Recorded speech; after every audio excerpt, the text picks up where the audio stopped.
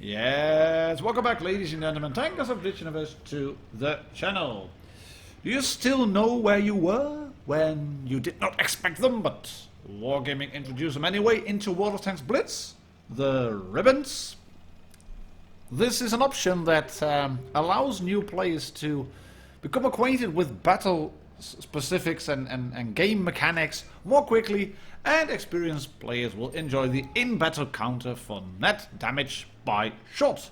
You can see all the details of what you've done in the post-battle statistics, but it will be much more convenient if you get immediate in-battle feedback on your actions. At least that's what Wargaming said a year ago when update 5.2 hit, and they decided to add 16 ribbons. The damage ribbons, the enemy hit, etc, etc. And they also had a destruction assistance ribbon. Common, inflict 25% damage. Rare, inflict at least 25 damage to 2 enemy vehicles. And epic, 25 damage to 3. And legendary, 25% to 4 enemy vehicles. All well and good, all nice. But yeah, there was this one ribbon missing, really. And that thingy is in World of Tanks PC. It is on a console, and it is added now in 6.5, and that it's a very small, but in my opinion vital change to the HUD, the head-up display. It is a vital change that will really help you understand the game and then also be aware of what is happening, because the damage I'm doing here is not epic at all. 726, that's just mediocre. But look at what's going to happen every time that E100 or that VK72 or 01K around at the back of the map are getting shot. I'm getting a damage with your assistance ribbon, and I'm already yellow. Hoo-ha! I'm doing great. I'm spotting the tanks. I'm tracking them. At least I'm gonna track one of them, just in a little bit. But this ribbon, I've been asking for that for ages. I still want to have a counter like you have on the replays, with damage dealt and damage blocked, and that keeps accumulating in real time, so you don't just see it underneath your ribbon as you do damage or as you shoot, but it stays there like pretty much constantly, as it is on PC and it is on console. But it really works. And to make the most of those spotting and assistance damage ribbons, it's combined. Spotting and assistance go into one ribbon, but that's all well and good. To make the most of that spotting, I'm going to show you what to do with tanks and what's the best way to spot, because there are a few things that you should really know. First of all, is obviously view range. You can see right there, smack in the middle of the screen, is a view range finder. I'm looking at the little rock and it's 31 meters away from me. It's very vital information. I've got a patrol duty medal on this game as well. You can see that over there with the description. And all the damage I've dealt, and I'm not topping damage by any means, and not even in terms of XP, but I'm second in terms of XP, and that's because of all this spotting I've been doing on the Progetto, on the IS-8, on the E100, on the Waffle, and on the Conway.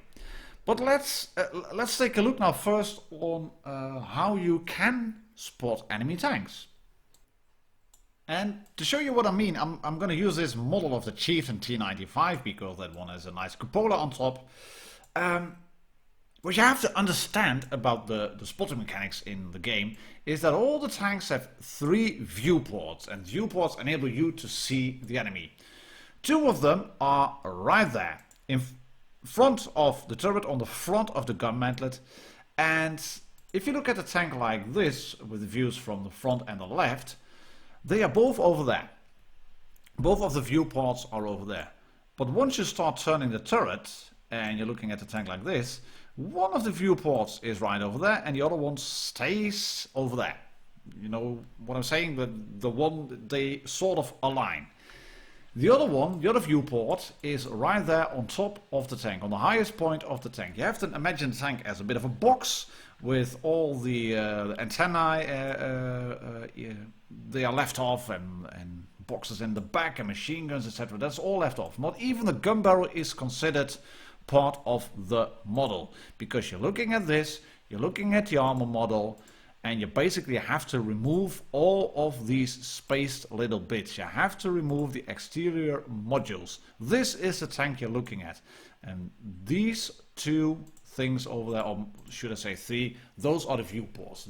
Those viewports allow you to see the enemy. But there's a bit of a catch. To be able to see the enemy, you have to be able to catch their visibility checkpoints. And those are 1, 2, 3, right above there, same as your viewports. And the other ones are at the front of the tank, on the right and the left side, and one at the utmost rear. And again, you can see tracks and fenders, etc. are not considered part of the armor model. This is not, the viewports are on the utmost left side and right side of the tank. And once you see tanks at a certain distance, if one of your viewports, they emit little rays like a radar, once one of these vision rays catches one of these visibility ports, visibility checkpoints, then you will see the enemy, provided they are within range, because tanks have different camera ratings, tanks have different view ranges, tanks look different. Light tanks have a better camera rating than heavy tanks, taller tanks have a worse camera rating. And tanks like this, like a Chieftain, and that's why I'm using it, they can use this little thingy over there, that weak spot, they can use it to spot other enemy tanks. Because you might be able to use the gun depression to go hull down, but you don't have to stick out your entire tank to spot the enemy. You can just stick out this little bit over here, this cupola, this viewport. You can stick that out of cover and then be able to spot the enemy. That also means that if that cupola is sticking out and you are not well and truly in cover, and you are being outspotted by an enemy that has better view range than you can't see them. Just move away. Get into cover, break line of sight, and then go unspotted.